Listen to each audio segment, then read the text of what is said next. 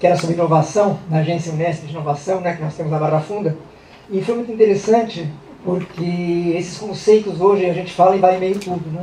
Então, assim, a palavra inovação, por exemplo, era uma mesa sobre inovação, aí você percebia depois de 22 minutos, e cada um achava que inovação era uma coisa diferente.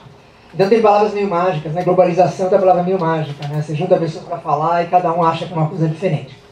Então, quando a Sandra convidou para esse evento, e uma das palavras-chave é justamente, né, a questão do neoliberal, do neoliberalismo, eu também tenho um pouco essa impressão. É um termo que a gente usa o tempo todo, né? A mídia usa o tempo todo, e às vezes a gente não sabe muito bem do que nós estamos falando. Então, se nessa noite, né, nós conseguirmos, né, no mínimo, né, discutir isso e ter essa troca com vocês, acho que será muito enriquecedor para nós. Bom, então o objetivo da minha fala aqui hoje é apresentar algumas hipóteses de pesquisa sobre o título, né, sobre o que seria essa razão neoliberal no Brasil. E eu vou fazer esse comentário retornando um pouco na história recente da política brasileira, tentando apontar algumas questões, algumas modulações, eu acho que isso é uma palavra importante que vai voltar aqui na nossa discussão, sobre o que é esse neoliberalismo. Não tenho conclusões a respeito, mas uma agenda de pesquisa, como eu falei para vocês. E a ideia, na verdade eu vou fazer alguns comentários sobre essa história política recente do país, em especial referente às políticas sociais, né, com a intenção de problematizar o que eu estou chamando da organização de um novo horizonte normalizador para os indivíduos, né, por meio dessas novas intervenções, novas e velhas intervenções sociais. Bom, para alguns autores, militantes, analistas, a abertura democrática é por vezes pensada como um momento de fundação de algo novo. Que no mesmo momento da sua fundação já estaria atestado seu fim, né? Como que a gente pode pensar esse momento, né? Eu acho que, em relação a ele, eu acho que atestar que a lógica neoliberal já estava encravada naquelas experimentações políticas dos anos 80 é temerário, né? Se faz muito isso ultimamente, né? E eu acho que ao fazer isso a gente perde de vista a percepção dos pontos de apoio por meio dos quais as práticas e os discursos neoliberais vão se constituir enquanto uma grade de inteligibilidade do nosso mundo social. Então, uma maneira de aprender, de compreender, de entender, e a maneira por meio da qual a gente compreende a nossa realidade. Então, eu acho que isso é uma primeira definição do neoliberalismo. O neoliberalismo é essa grade a partir da qual a gente entende a gente mesmo. Então, a gente enquanto indivíduo, a gente enquanto sujeito político, a gente enquanto organização política. Ao olhar para as organizações dos anos 80 e dizer que lá já estava o neoliberalismo, é temerário também, porque a gente perde de vista o jogo entre as vitórias e as derrotas, as continuidades e as descontinuidades, que eu acho que fazem parte da história do neoliberalismo do Brasil, né? E eu acho que a gente também não deve interpretar esse processo como uma ruptura, né? Certamente houve nessas experimentações dos anos 80, e eu acho que esse é exatamente um ponto que interessa para uma investigação sobre o que é o neoliberalismo do Brasil, pontos de apoio, né, dessa racionalidade política neoliberal. Mas é preciso afastar um raciocínio que busca responsabilizar, né, os movimentos e as lutas dos anos 80 pela neoliberalização da sociedade brasileira. Depois da suspensão do aumento da passagem, houve uma mudança do discurso, né?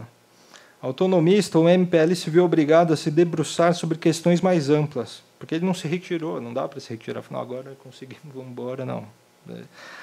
O MPL se viu obrigado a se debruçar sobre questões mais amplas, matizando seu discurso com um princípio de inteligibilidade diverso do extraído das intervenções de efeito imediato, as ações na rua, ação direta. O que se seguiu ao sucesso de suas estratégias foi uma mudança de escala e, consequentemente, um outro manejo das formas de direcionamento dos resultados políticos dos protestos.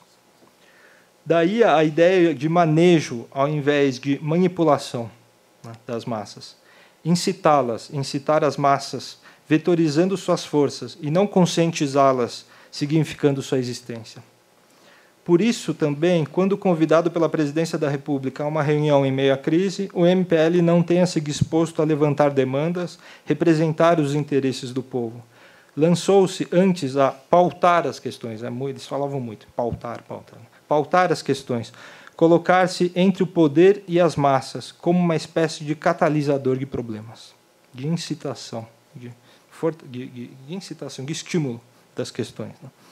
A política da maximização dos efeitos e da intensificação subjetiva, que é uma política da ação direta clássica enfim, lá atrás, hoje, a política de maximização dos efeitos e da intensificação subjetiva torna-se, todavia, vulnerável no instante que tenta ultrapassar a jurisdição prática da ação direta.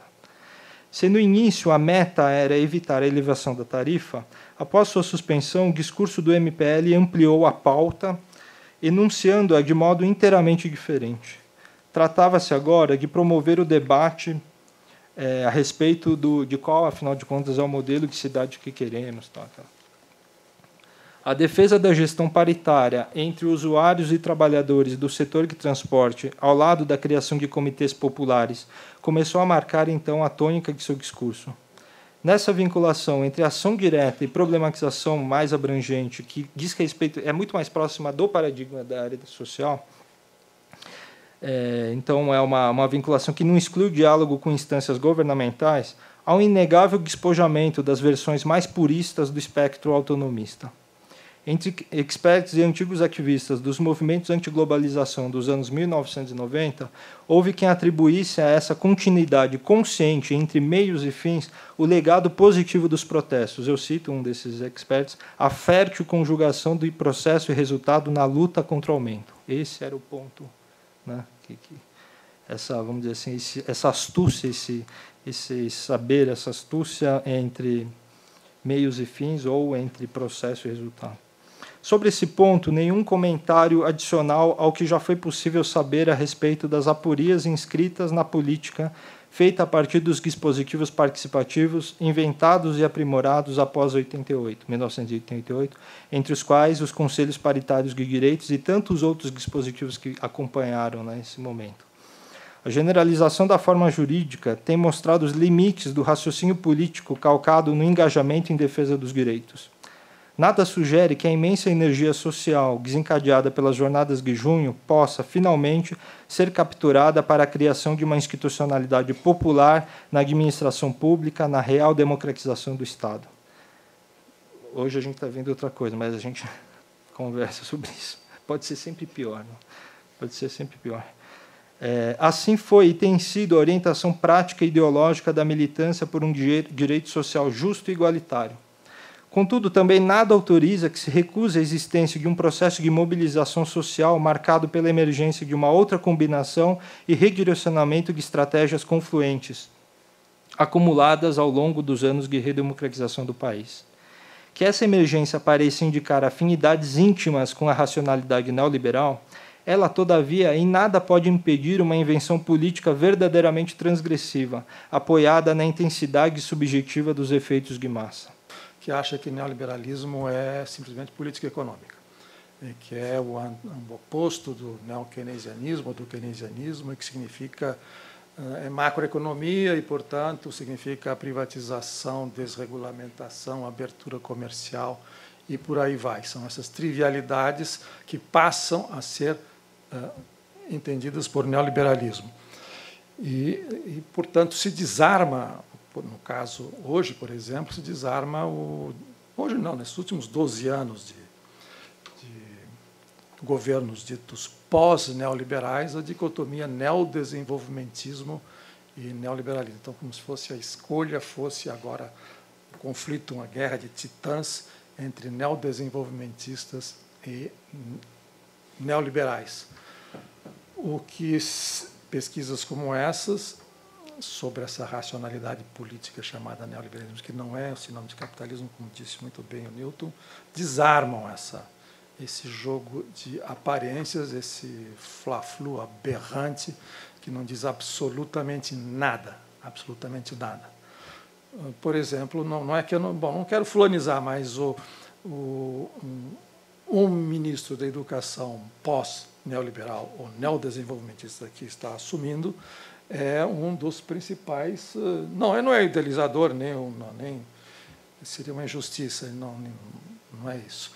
Mas, digamos, gerente de um processo de avaliação da CAPES, e que é, de certa maneira, a coisa neoliberal a mais escrachada possível. Então, do que nós estamos falando realmente? Nós estamos nos recusando a falar do quê? Do funcionamento do capitalismo contemporâneo. O resto é rótulo. O que significa neodesenvolvimentismo? Para falar em neodesenvolvimentismo, eu estou me afastando um pouquinho, mas nós teremos que nos afastar de um outro clichê. Por exemplo, o clichê que diz que os neoliberais tucanos, coitados, eles nem sabem o que estão falando. Os neoliberais são neoliberais porque se caracterizam por quê? Porque eles privatizaram.